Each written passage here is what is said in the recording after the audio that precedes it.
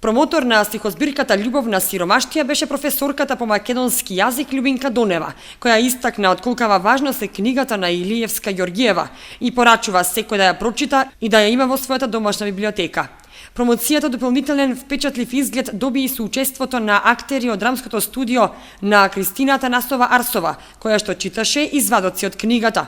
Духовна димензија, каква што и тематиката на книгата, даде настапот на црковниот хор при Лесновскиот манастир, чии членови изведоа неколку псалми и композиции. Присутните во салата на Домот на млади во Штип ги поздрави и авторката Аника Илиевска Ѓоргиева, која рече дека со песните од Љубовна сиромаштија сака да пренесе пораки за сваќањето на животот.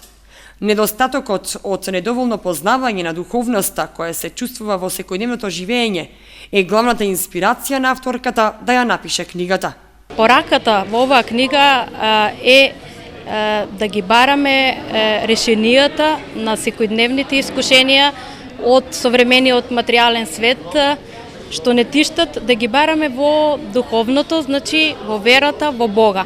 Значи секоја од овие песни алудира на тоа, дали директно или индиректно се среќаваат тага, радости, вистини, лаги, меѓутоа поентата е една, значи дека прибежиште можеме да најдеме во духовноста, во Бога, дека срцето на Бог, на вратите на црквите се секогаш отворени за да го примеме она духовното што ни е потребно. Целта беше тоа, значи во едно световно место да направиме една духовна средба. Значи, затоа беа уклучени и духовниот хор од Лесновскиот манастир и актерската екипа на Кристина Атанасова Арсова секако придонесе да имаме една заокружена целина, меѓутоа во секој случај да имаме промоција, односно уметнички перформанс во кој што ќе има се, а најмногу духовност. Дел од песните во Љубовна сиромаштија се посветени на драги пријатели на авторката. Настаните се реални, искрени, а песните се полни со динамика, живост и разиграност.